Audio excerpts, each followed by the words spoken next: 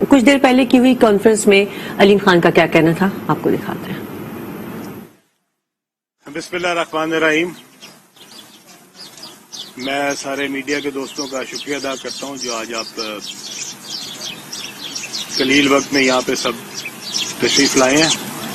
بہت ساری ایسی باتیں تھی جو میں چاہتا تھا کہ اپنی قوم کے سامنے رکھوں اور لوگوں کو کچھ حقائق پہنچے، وہ حقائق جن کا شاید لوگوں کو احساس نہیں ہے۔ 2010 سے میں نے عمران خان صاحب کا ساتھ دینا شروع کیا۔ اس کے بعد سے اس زمانے میں میاں محمود اور کے صدر ہوتے تھے۔ اس کے بعد 2011 جلسہ آیا، عمران خان صاحب، میاں محمود رشید صاحب،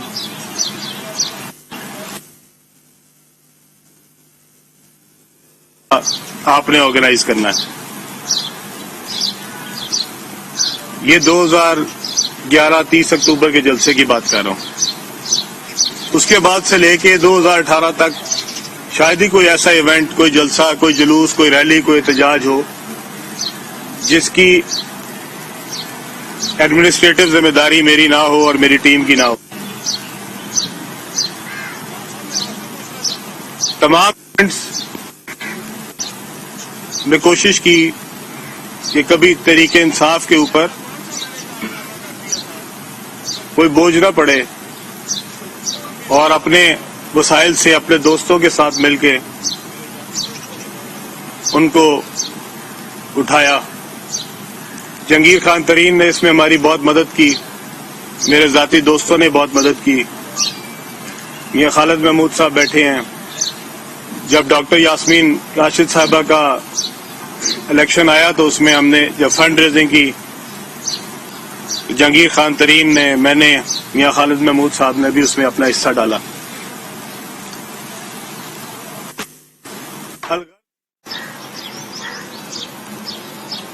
2018 میں نے ایم پی اور ایم این اے سیٹ پہ الیکشن لڑا۔ ایم پی اے سیٹ پہ میں ایم پی اے بن گیا، ایم این اے سیٹ پہ میں ہار گیا۔ یہ 25 جولائی 2018 کی بات کر رہا ہوں۔ 25 جولائی کے بعد 26 جولائی کو رزلٹ نکلا، 28 جولائی کو مجھے نیب سے پہلا نوٹس موصول ہو گیا، 31 جولائی کو مجھے دوسرا نوٹس آ گیا، 3 جولائی کو مجھے تیسرا نوٹس آ گیا، 7 جولائی کو مجھے چوتھا نوٹس آ گیا۔ ایسا کون سا میں نے کارنامہ کر دیا تھا 25 جولائی ایم پی اے بننے کے بعد کہ آپ نے مجھے 10 دنوں کے اندر 4 دفعہ نیب کے دفتر بلایا؟ میں تو 2007 سے لے کے 2018 تک کچھ بھی نہیں تھا۔ میں تو نہ کونسلر تھا، نہ ناظم تھا، نہ ایم پی اے تھا، نہ وزیر تھا۔ تو میری کون سی ایسی غلطی تھی جو کہ آپ کو میرے ایم پی اے بننے کے بعد ایک دم یاد آئی کہ مجھے اگلے 15 دن میں آپ نے 4 بار دفتر بلایا نیب کے؟ خان صاحب، میں آپ سے پوچھنا چاہتا ہوں، آپ دوسروں کو تمغے دے رہے ہیں غداری کے، میں آپ سے پوچھ رہا ہوں، اگر آپ نے بزدار کو بنانا تھا مجھے نیب کے پاس بھجوانے کی کیا ضرورت تھی؟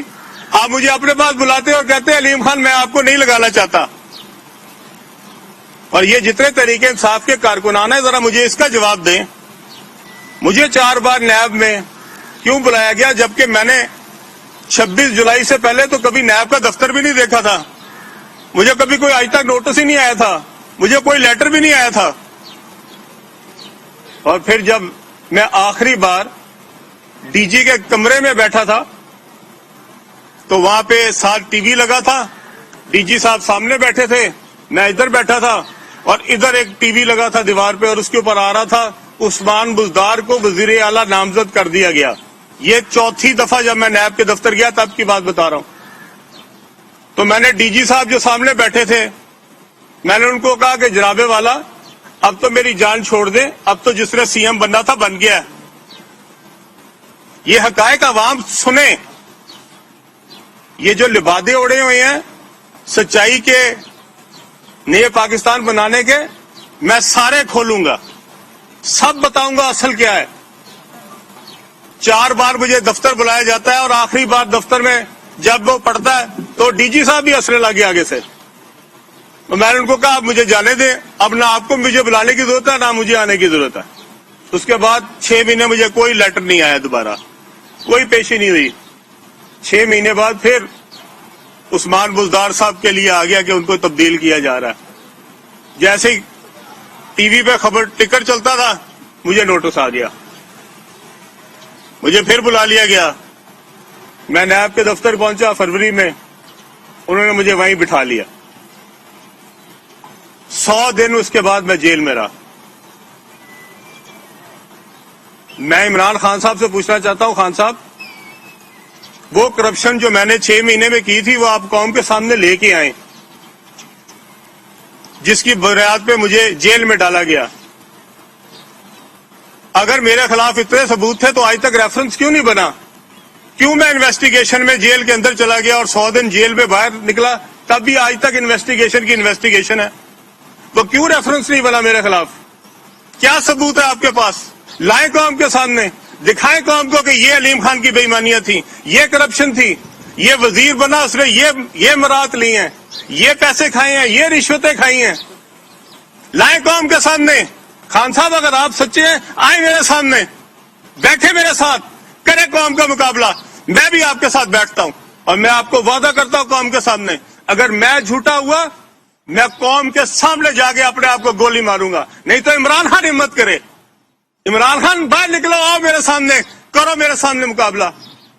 बात करते हो तुम नए पाकिस्तान की, ये जो बुजदार तुमने यहां लगाया था, क्या मैंने यहां पे तुम्हें नहीं बताया कि बुजदार यहां क्या कर रहा है? यहां 3-3 करोड़ रुपए में डीसी लगते थे। मैं आपके पास गया हूं जाके, खान साहब मैंने आपको बताई है ये बातें। यहां पे कमिश्नर लगाने का अलग रेट है, एसपी लगाने का अलग रेट है, कोई तबादला नहीं होता जबकि सीएम सेक्रेटेरिएट में पैसे न दिए जाएं। क्या आपको ये सारी बातें नहीं पता? क्या आपको एजेंसियां ये रिपोर्टें नहीं दे रही थी? फरा का क्या किरदार था यहाँ पे? कहां पैसे जाते थे? क्यों नहीं बताते कौम को? क्यों धोखा दे रहे हैं? क्या आपको ये सारी बातें नहीं पता थी? और आप हमें समझाते हैं नया पाकिस्तान। आज आपने परवेज इलाही को 183 मेंबरान है पीटीआई के पंजाब असेंबली में, 183 मेंबरान में से आपको कोई एक अपना साथी नजर नहीं आया, कोई एक कारकुन नजर नहीं आया, कोई एक शख्स इस काबिल नजर नहीं आया कि वो आप उसको कहे कि ये पीटीआई है और ये हमारा कायद होगा। आपने परवेज इलाही से सिर्फ 5 वोट एमएनए के लेने के लिए, वो परवेज इलाही जिसको कहते थे आप पंजाब का सबसे बड़ा डाकू है, वो परवेज इलाही, ये आपका नया पाकिस्तान, ये नए पाकिस्तान में आपने बुनियाद रखी, ये आप कौम को दिखा रहे हैं।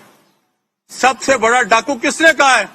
मैंने नहीं कहा कभी परवेज इलाही को सबसे बड़ा डाकू पंजाब का, ये जनाब ने कहा है। आप जिसको पंजाब का सबसे बड़ा डाकू कहते थे, आज आप उसकी जमात के सारे 183 वोट उसको डालना चाह रहे हैं और हमें कह रहे हैं कि हम गद्दार हैं, हम गद्दार हैं। परवेज इलाही को वोट डालना, हम गद्दार हैं। परवेज इलाही साहब को अगर वोट डालना था, खान साहब ये 26 साल की जो मूवमेंट है इसकी जरूरत क्या थी? परवेज इलाही साहब तो पिछले 40 साल से हुकूमतें कर रहे हैं, उन्हीं के साथ मिल जाना था। आखिर में अगर परवेज इलाही के 5 वोटों के लिए सब किया, और उसमें से मैं सलाम पेश करता चौधरी शुजात हुसैन को, उसका बेटा जो एक मुहब्बे वतन बाप का और एक सच्चे बाप का बेटा है, उसमें जाके अपोजिशन के साथ खड़ा हुआ, उसको भी कहे गद्दार। कौन ना गद्दार चीमे को भी? हम तो गद्दार बन गए। तो आपको जिसने वोट नहीं डाला, के चीमे ने पैसे ले लिए, के सालिक ने पैसे ले लिए, हिम्मत करो को। आज जो आपने यहाँ पे बाजार लगाया हुआ है मोनोसलाई ने, जिसपे 5-5, 6-6 करोड़ रुपए की बोलियां दी जा रही हैं, मैं चैलेंज करता हूं यहाँ पे कम से कम 50 बंदे ऐसे हैं जिनको वहां पे ऑफर आई हैं,